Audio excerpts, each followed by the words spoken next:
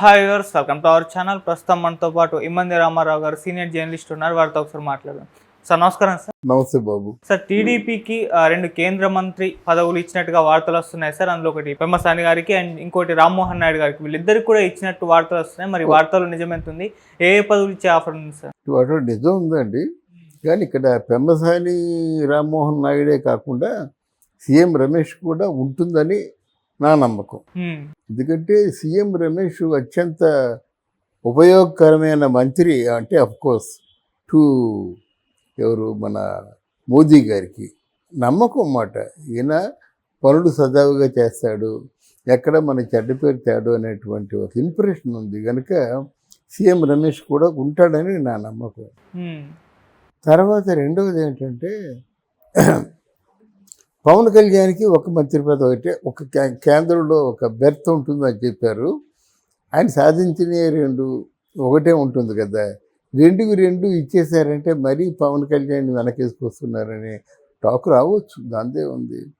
కనుక ఇక్కడ మాత్రం మోదీ టీడీపీ కాదు, టీడీపీకి 3 ఎన్నో ఇస్తారు, ఈయనకి 1 ఇస్తారు. మరి బీజేపీలో కూడా 3 ఇచ్చుకుంటారు కదా, వాళ్ళకి పురంధరేశ్వరి రెడీగా ఉంది, ఇంకొకరు ఎవరు అన్నది ఆలోచించారు. సో పవన్ కళ్యాణ్ గారు జనసేన పార్టీలో బాలశౌరి గారికి ఇచ్చే ఛాన్స్ ఉంది అని అంటున్నారు సార్, నిజమేనా? బాలశౌరిని ఆల్రెడీ పిలిపించుకున్నారండి వాళ్ళు. ఇంకా బాలశౌరి దేర్ ఇన్ ఢిల్లీ, కానీ బాలశౌరికి ఇవ్వచ్చు అంటే ఇస్తే ఆయనకే ఇవ్వాలి కదమ్మా, బాలశౌరికే ఇవ్వాలి ఈ జనసేన తరఫున. అందువల్ల ఇట్స్ రైట్. ఓకే, ఇటు చూస్తే సార్ పెమ్మసాని గారు మరి ఫస్ట్ టైం ఆయన కంటెస్ట్ చేసి గెలవడం చూస్తున్నాం. సో ఆయనకు ఇవ్వడం కరెక్టేనని కొంతమంది అడుగుతున్నారు, ఎందుకంటే సీనియర్లు కూడా ఉన్నారు కదా టీడీపీలో చాలామంది అని అంటున్నారు. ఇక్కడ మిత్రలాభంలో ఒక నీతి వాక్యం ఉంది, ఎవడు బుద్ధిమంతుడో వాడు వృద్ధుడు కానీ ఏండ్లు మీరిన వాడా వృద్ధుడు అంటాడు పరవస్తు చెన్నైశ్వరి. ఇక్కడ సీనియర్స్ కాదు ప్రధానం, బుద్ధి కుశలత అది కావాలి. ఆయన మన ఎన్ఆర్ఐ అమెరికాలో పెద్ద బిజినెస్ చేశాడు, పారిశ్రామికవేత్త. ఆయన ఎలక్షన్లో నిలబడినప్పుడే చెప్పాడు, నేను అంటే పార్టీతో సంబంధం లేకుండా ఇన్ని మంచి పనులు చేయదలుచుకున్నాను, లైక్ పవన్ కళ్యాణ్. తర్వాత మరి ఆయన ప్రచారం చాలా బాగా సాగింది. తర్వాత యునానిమస్గా ఒప్పుకున్నారన్నమాట ఆయన నాయకుడిగాను. కొంచెం తర్జన పడి ఒక 1500 ఓట్ల మెజార్టీతో గెలవలేదు, అఖండ మెజార్టీతో గెలిచాడు. తర్వాత ఆయన బాగా చదువుకొని ప్రశ్నించగలడు. ఎవరో ప్రశ్న వేశారు, ఏమండి మీ మీద ఎవరైనా ఒకవేళ జగన్మోహన్ రెడ్డి గెలిచినట్టయితే మీ మీద ఎన్నో కేసులు పెడతాడు, అప్పుడు మీ స్పందన ఎలాగుంటుంది? కేసులు పెడితే కదండి రాజకీయం, పెట్టనియండి ఎదుర్కొంటాం అంటే చాలా సునాయాసంగా చెప్పాడన్నమాట. అది రాజకీయ నాయకుడు కావాలి. అయ్యో కేసులు పెట్టేస్తారా ఇప్పుడు ఎలాగండి అనేటువంటి భయపడిపోయేవాడు కాదు రాజకీయ నాయకుడు. పెట్టమండి. ఇప్పుడు మీకు పరిపాలనలో మునుపటికి ఎప్పుడు చూడండి, పెట్టమండి. అంటే పోలీసులు అంటే ఆ తప్పు చేయకపోతే ధైర్యంగా ఉంటాడు, తప్పు చేస్తే మక్కలు ఎర్రగొట్టేస్తారు. మనం ముందు నుంచి మన అదృష్టం ఏంటంటే, అదృష్టం కావచ్చు వితరణ కావచ్చు, ముందు నుంచి మనం ఏం చెప్పుకుంటున్నాం అదే జరుగుతుంది. ఈరోజు పవన్ కళ్యాణ్కి హోమ్ మినిస్టర్ ఇవ్వడం కూడా అదే, వాళ్ళ నాయకుల తాలూకు ఒపీనియన్ అదే, ప్రజల తాలూకు ఒపీనియన్ అదే, మళ్ళాగా ఈ రాజకీయాలని విశ్లేషించి చూసిన వాళ్ళ తాలూకు ఒపీనియన్ అది.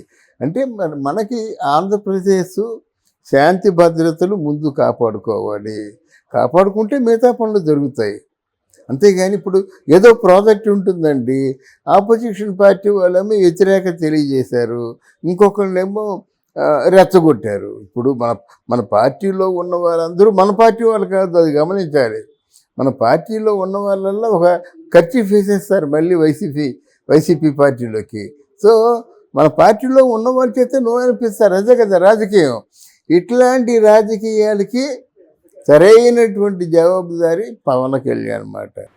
అందువల్ల ఇక్కడ పవన్ కళ్యాణ్ మనం చెప్పినట్టుగా హోమ్ మినిస్టర్ అవుతాడు. ముఖ్యమంత్రి అంటే ఇక్కడ ముఖ్యమంత్రి కూడా వివాదాల పాలైపోయాడు. ఎందుకంటే ఆయన ఫోటో నా ఫోటో, ఆయన బొమ్మ నా బొమ్మ, ఆయన బుకే నాకు బుకే ఆయన మీటింగ్ నేను మీటింగు ఇలా ఉండకూడదు. ఇప్పుడు వాళ్ళు ఒకరి మీద ఒకరు నమ్మకం ఉండాలి కదా. ఆ నమ్మకం పవన్ కళ్యాణ్కి ఉంది. చంద్రబాబు బాగానే చేస్తాడు, బాగా చెప్పినట్టు నిలదీస్తా, దాంట్లో సందేహం లేదు. బాగా పరిపాలన చేయకపోతే ఇక లోపం జరుగుతుందండి, నిలదీస్తా నేను. మరి ఎన్నికల వాగ్దానాలు మీరు సూపర్ 6 అన్నారు, ఏవో అన్నారు, అవన్నీ నిలబెట్టుకోవాలి కదా. మీరు ఇచ్చిన ప్రామిస్లు నిలబెట్టుకోవాలి కదా. రేపు పిఠాపురం వరమ గారికి ఫస్ట్ ఎమ్మెల్సీ ఇవ్వకపోతే అడుగుతాడు ఆయన. అసలు ముందు అనౌన్స్ చేయగానే ఫస్ట్ ఎమ్మెల్సీ వరమ గారు ఉండాలి. అంత మంచివాడు ఉండకపోతే ఎలాగవుతుంది? అలాగే నీకు ఒక ఉన్నతమైనటువంటి స్థానం ఇస్తా అన్నాడు. ఒకవేళ చంద్రబాబు నాయుడు వెనకేసుకున్నా ఆయన కొంచెం డిఫరెన్స్ డీవియేట్ అవుతాడు. పవన్ కళ్యాణ్ డీవియేట్ అవుడే. ఆయన అహోరాత్రులు నా గురించి శ్రమించి నన్ను ఆయన త్యాగం చేసి నన్ను గెలిపించినందుకు ఆయనకి పదవి కావాలంటాడు. అందులో సందేహాలు లేవు మాట. ఇక్కడ దాటిపోవడానికి అవకాశాలు లేవు. ఓకే. అందువల్ల ఇక్కడ మరి రఘురామకృష్ణరాజు ఆయన మామూలు పదవి ఇస్తే ఊరుకుంటాడా? ఎందుకంటే 5 సంవత్సరాల పాటు రచ్చబండ పెట్టి కోర్టులో ఆ కేసులు వేసి కుట్టించి ఏం చేసినప్పుడు కూడా వాళ్ళ కష్టానికి తగినటువంటి ఫలితం లేకపోతే వాళ్ళే రెబల్స్ అయిపోతారు. ఇవన్నీ పవన్ కళ్యాణ్ బాగా ఆలోచిస్తాడు. చంద్రబాబు నాయుడు ఏంటంటే ఏదో ఇక్కడ ముందున్నో వదిలేసి తర్వాత ఎప్పుడో ఇప్పుడు అధికార వికేంద్రీకరణ అన్నారు, ఫుల్ఫిల్ చేయండి. ఇక్కడ గుంటూరు విజయవాడ మధ్య ఒక పరిశ్రమ, అక్కడ చిత్తూరు తిరుపతి మధ్య ఒక పరిశ్రమ, ఇక్కడ తూర్పుగోదావరి ఒక పరిశ్రమ, అక్కడ ఉత్తరాంధ్రలో ఒక పరిశ్రమ, అన్నీ కలిసి కొట్టి పారేస్తే 5 ఉన్నాయి డెవలప్మెంట్స్. అవి ఉంటే అందరినీ సాటిస్ఫై చేయడం మాట. ముందు ఆ ప్లానింగ్తోనే వస్తారు, అది మారిపోతారు. అలాగే భోగపురంలో ఇంటర్నేషనల్ ఎయిర్పోర్ట్కి ప్రారంభోత్సవం అయిపోయింది, అలా పడుంది మాట. 5,500 ఎకరాలు తీసుకున్నారు ఎయిర్పోర్ట్ కోసం. ఇప్పుడు మనకున్న విశాఖపట్నం ఎయిర్పోర్టు మంది కాదు, ఆ స్థలం అంతా నేవీ వాళ్ళదన్నమాట. దాన్ని ఆల్టర్నేటివ్ చూశారు చంద్రబాబు నాయుడు. ఆ ప్లేస్ని రికగ్నైజ్ చేసి ప్లేస్ని పుల్ చేసి 5 చెన్నై క్యారిడార్ చేస్తా అన్నాడు. పరిశ్రమలు పెరుగుతాయి, వ్యాపారం పెరుగుతుంది, టైం డ్యూరేషన్ పెరుగుద్ది, ఈ విధంగా మేలు జరుగుతుంది. మరి చాలు, ఇవి చేస్తే చాలు. చంద్రబాబు నాయుడు కూడా ఇవన్నీ ఆలోచించుకోవాలన్నమాట. అధికారం అంటే అది ముళ్ళకి రేటు అనుకుంటే బాగుంటుందండి. అదేదో పట్టాభిషేకం అంటారు కానండి. నిజంగా పరిపాలించేవాడికి కష్టపడేవాడికి ముళ్ళకి రేటాన్ని పై పెట్టారనమాట. ఆ బాధను భరిస్తూ ప్రజలకు సేవ చేయడమే, దానికోసమే మమ్మల్ని ఎన్నుకుంటారు. ఏమో అది గుత్తాధిపత్యం చేస్తున్నట్టుగా, ఇది మీ జాగీర్ అన్నట్టుగా, ఏదైనా పథకాలకి మీ జేబులోంచి ఇస్తున్నట్టుగా ఇలా ఫీల్ అవుతారు. అలా ఫీల్ అయ్యి ఆ రోజులు పోవాలి. ఆ పథకాలకి పేరు కూడా దేశానికి ఎవరెవరైతే టంగుటూరి ప్రకాశం గారు అక్కడ కాదురా ఇక్కడ కాల్చి అన్నాడు, అలాంటి వాళ్ళకి ఇవ్వాలి. మొట్టమొదటి ముఖ్యమంత్రి ఉభయ రాష్ట్రాలకేని అలాంటి వాళ్ళు పేరు పెట్టుకోవాలన్నమాట. నేతాజీ పేరు పెట్టుకోవాలి, ఓ భగత్ సింగ్ పేరు పెట్టుకోవాలి.